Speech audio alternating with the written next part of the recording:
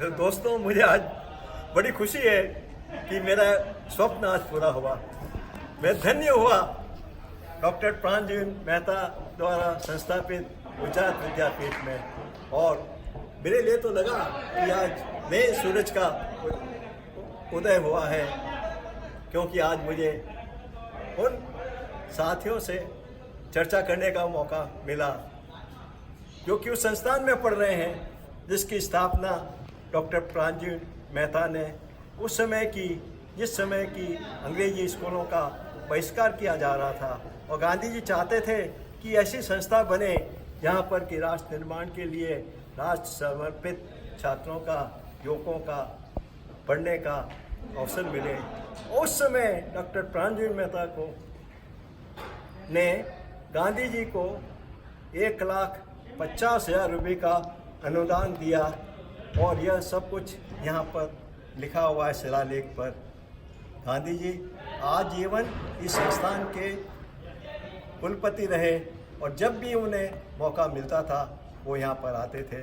मैंने ये पुस्तक लिखी है, महात्मा के महात्मा, श्रीमद् राजचंद्र और महात्मा गांधी।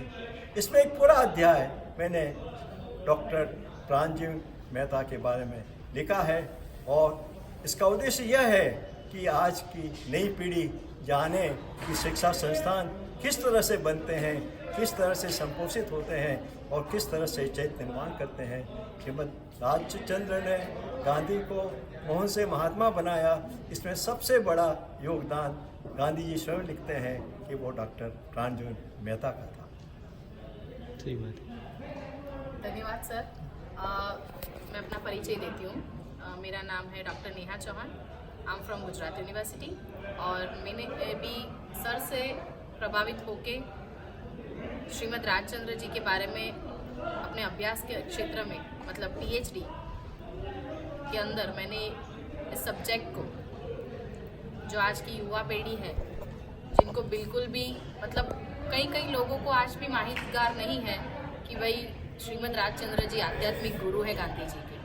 कई लोग ये जानते हैं कि गोपाल कृष्ण गोखले है पॉलिटिकल, बट किसी को ये मालूम नहीं था कि भाई श्रीमद् राजचंद्र जी भी इनके एक सर्व सामान्य इंसान से इनको एक महान व्यक्तित्व, महान व्यक्ति बनाने में जो इनका सहयोग रहा है वो बहुत कम लोग उससे माहितगार थे। जब मुझे इसकी अनुभूति हुई, मैं भी आप लोगों की तरह बिल्कुल भी इससे प्रभावित या इससे बिल्कुल वंचित ही थी। मुझे भी नहीं पता था कि श्रीमद् राजचंद्र जी कौन है। जब मेरा मुझे PhD का सब्जेक्ट मिला तो मेरा सब्जेक्ट दूसरा ही था, कोई एक एकेडमिक के ऊपर था। पर जब मैं फर्स्ट टाइम कोबा आश्रम गई थी, जब मैंने यहाँ इनकी मूर्ति के सामने खड़े रहकर मैंने जब कुछ अनुभूति की और कई आप लोगों जैसे लोगों से मैंने पूछा कि ये है कौन, तब मुझे पता चला कि इनका एक्चुअल व्यक्तित्व क्या है। और हम सब जानते हैं कि गांधी जी का तो महत्व, आप सब विद्यापीठ में पढ़ते हो तो आप सबको तो हमसे भी ज़्यादा अधिकतम पता होगा, ठीक है, क्योंकि आपकी एग्ज़ाम्स के पहले, सब्जेक्ट के एग्ज़ाम्स के पहले गांधी जी के ऊपर आपको एग्ज़ाम देनी पड़ती है, तो आप तो मेरे से भी ज़्यादा माहितगार हो गए। एक सब्जेक्ट हमारा गांधी जी के ऊपर भी रहता है। हाँ जी, तो उसी के अकॉर्डिंग मुझे इंटरेस्ट आया कि भाई मैं खुद नहीं जानती, जब मैंने MPhil कर लिया, ग्रेजुएशन हो गया, मेरा मास्टर्स हो गया, अगर मैं नहीं जानती तो आजकल की युवा पीढ़ी कहाँ जानते होंगे। तो इसी को माध्यम रख के मैंने मेरे प्रोफेसर से इसका अप्रूवल लिया। सबने मुझे ये कहा कि ये क्या सब्जेक्ट है, क्या काम करोगी इस पर, ना तुम्हें समझ है ना मुझे समझ है। लेकिन फिर भी मैंने रिस्क लिया। सुज्ञान मोदी सर से मेरी बातचीत चली, कभी मुलाकात हुई नहीं थी मेरी। He is from Delhi, I am from Ahmedabad.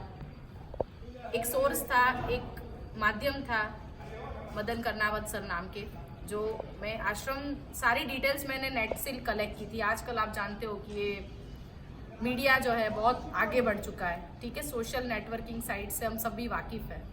उसी पे मैंने सर्च किया, मेरे प्रोफेसर ने बताया कि आपको इस पे काम करना है तो आप पहले कलेक्शन ले आओ बुक्स, क्योंकि आप सबको पता है कि किसी भी टॉपिक पे काम करने के लिए पहले इसका कलेक्शन होना, इसकी माहिती पूरी संपूर्ण रूप से होनी बहुत ज़रूरी है। तो जब मैं यहाँ वहाँ भटकी, मुझे कुछ समझ नहीं आया।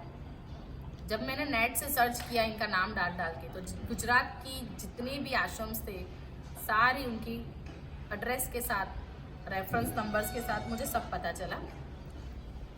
उसी वक्त मैंने इंटरेस्ट लिया, नंबर्स मुझे पता चले। इसमें एक महत्वपूर्ण नंबर था मदन कर्नावत। उनसे मेरी बातचीत बढ़ी और एक मैं कहूँ कि मेरे लिए एक बहुत अहोभाग्य की बात थी कि वो मुझे मिले। उन्होंने मुझे महान विभूति से मेरा संपर्क करवाया। और मैं एक बताती हूँ कि जितना मेरे गाइड का योगदान नहीं है, उससे कहीं ज़्यादा इन दोनों महान आत्माओं का है। मेरे लिए तो गांधी जी और श्रीमद राजचंद्र के रूप में दोनों ही है। वो इनविजिबल है, ये विजिबल है मेरे लिए, क्योंकि इन लोगों ने इतना सहयोग, इतना मतलब प्रोफेसर नहीं है मेरे, कुछ लेना देना नहीं है मेरा इनसे, ठीक है, पर just because of subject, just because ये दो इंसान जिनसे इनको लगाव था, जिनके बारे में मुझे जानना और मुझे मेरी किताब में लिखना था। तो इन दोनों महान विभूतियों की वजह से मेरी ये पूरी जर्नी, जो लोग 5-5 साल में कवर करते हैं, वो मैंने 2 साल में कर दिया। और मैंने इतने सुंदर रूप से, मैं जितना जस्टिस इसको कर पाई हूँ इन लोगों से सीख कर, क्योंकि मुझे पता है मेरी जर्नी थ्रू आउट चली है 2 साल। मैंने बहुत अप्स एंड डाउन देखे हैं। सर ने मुझे एक चीज़ पर, अब आप जानते हो कि पीएचडी सिर्फ सब्जेक्ट पे नहीं होता है, उस पर आर्टिकल्स बनाने होते हैं, पेपर प्रेजेंटेशंस होते हैं। और मेरा सब्जेक्ट ऐसा था कि इसको कोई कॉन्फ्रेंस के थीम के अकॉर्डिंग बैठना बहुत मुश्किल था। जैसे लैंग्वेज लिटरेचर सोसाइटी कोई टॉपिक है, कोई किसी कॉन्फ्रेंस का, अब उसमें श्रीमद जी को कैसे बिठाऊँ। मैं रात भर टेंशन में रहती थी, सर को कभी भी कॉल कर लेती थी, सर मेरे सामने ही बैठे हैं, सर को पता है। मैं इनको पूछती, सर मैं इसको मैं इसमें कैसे डालूँ, लेकिन सर मुझे तुरंत कहते थे कि आप रुको, मैं थोड़ी देर में आपको सब भेजता हूँ। सर ने इतनी सामग्री, इतनी चीज़ें मुझे व्हाट्सएप से भेजी कि भाई मुझे रास्ता क्लियर होता गया कि भाई मैं लैंग्वेज लिटरेचर और सोसाइटी के अकॉर्डिंग में श्रीमद जी और गांधी जी को कैसे फिट करूँ। तो ऐसे एक सब्जेक्ट नहीं, मुझे कई जगह 2 साल में मैंने कई जगह प्रेजेंटेशंस दिए, और खुशी की बात तो ये है कि वो सारे पब्लिश हुए।